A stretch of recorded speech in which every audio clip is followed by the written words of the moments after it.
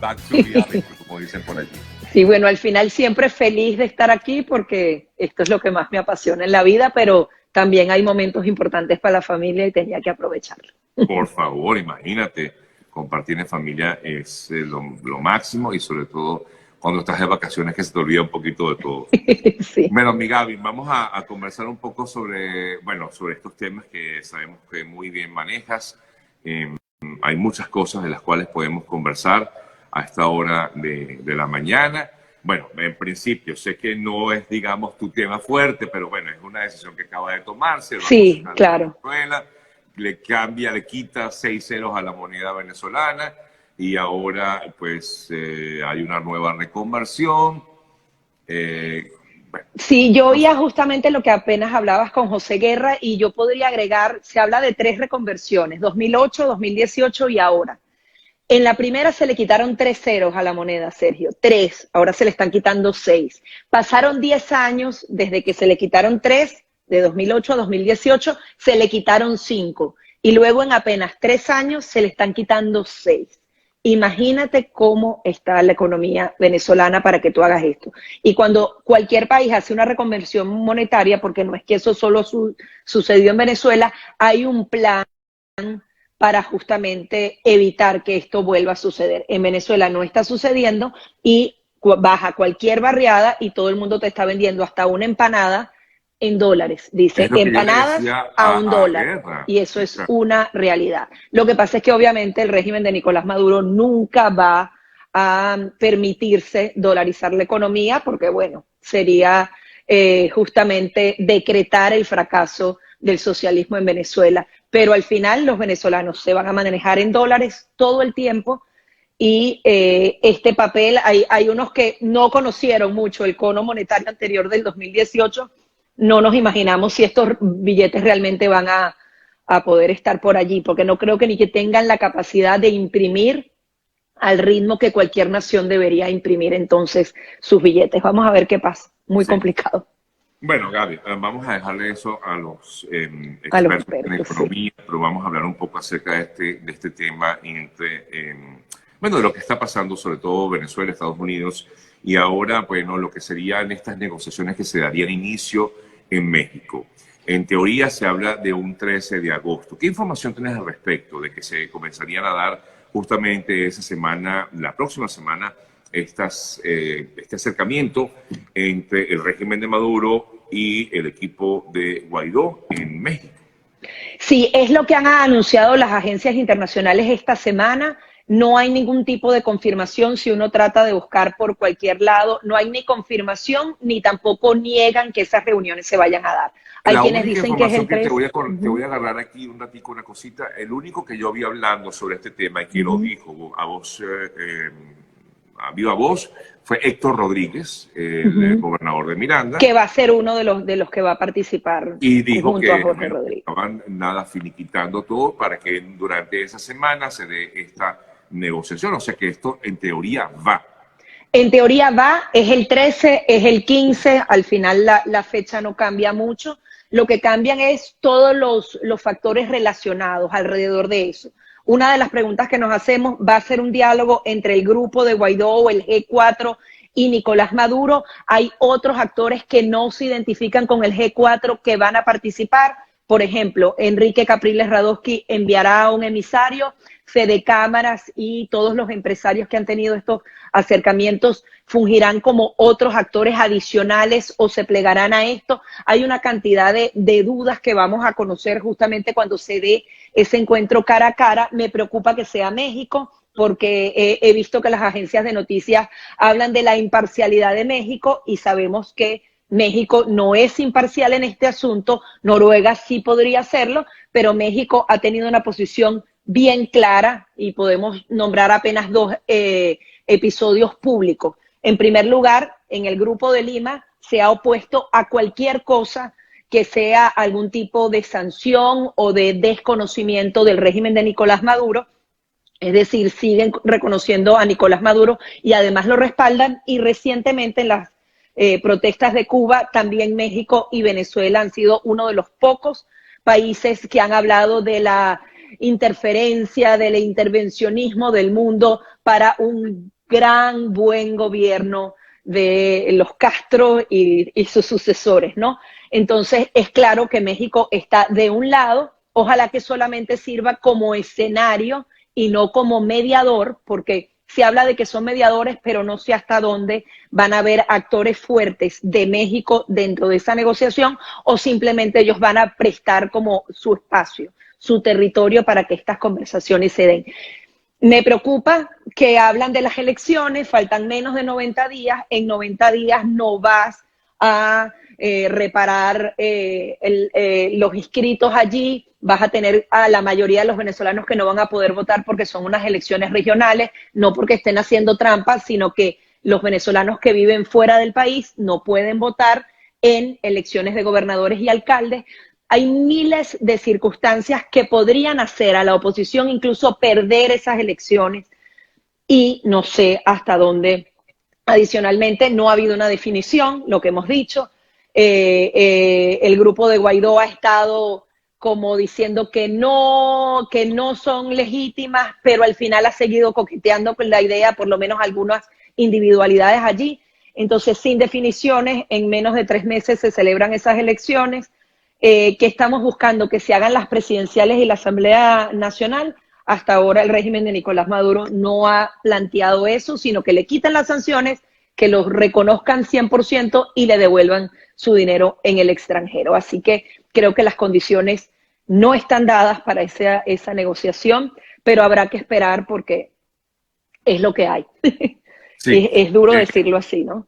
Tú hablabas de posibles mediaciones, hablabas de México, que por supuesto va a ser allí, pero escuchaba que incluso había posibilidades de que hasta el nuevo gobierno de Perú pudiera plantearse allí, o de hecho lo manifestó así el nuevo canciller de Perú, que podía buscar un diálogo o buscar que se diera como tal este diálogo. No sé si otras naciones también han planteado, se han mostrado dispuestos en a colaborar. Argentina también, o sea, al final los que se muestran dispuestos a colaborar, Sergio, son precisamente los aliados de Nicolás Maduro, porque él ha seguido diciendo quiero diálogo, quiero diálogo, quiero diálogo, mientras encarcela, continúan las ejecuciones extrajudiciales. O sea, es muy fácil decir quiero diálogo y buscar a tus amigos para que digan yo también puedo mediar en este conflicto, pero realmente no es un diálogo verdadero que vaya a llegar a algún tipo de resultado. Se habla de que, bueno, que ya no se puede hablar de la máxima presión sin negociación, sino que solamente se pueden alcanzar acuerdos parciales, eso podría alcanzarse. No sé si hay que separar la negociación política de una posible salida de Nicolás Maduro o el levantamiento de sanciones o lo que sea, de lo que es la ayuda humanitaria. Capaz y deben haber 2 mesas, una para atender urgente el tema de la ayuda humanitaria y otra mesa que sí trate todo el trasfondo político. Es muy complejo, yo creo que el tema de la ayuda humanitaria sí hay que tratarlo con urgencia. Esta semana también está Jake Sullivan y vendrá también Juan González a la región, van a visitar Argentina y Brasil. Mientras tú lees el comunicado, me imagino que ese viaje inicia hoy o mañana porque ellos no dieron una fecha específica y hasta el día de ayer ellos produjeron noticia en Washington, es decir, no había iniciado esta gira.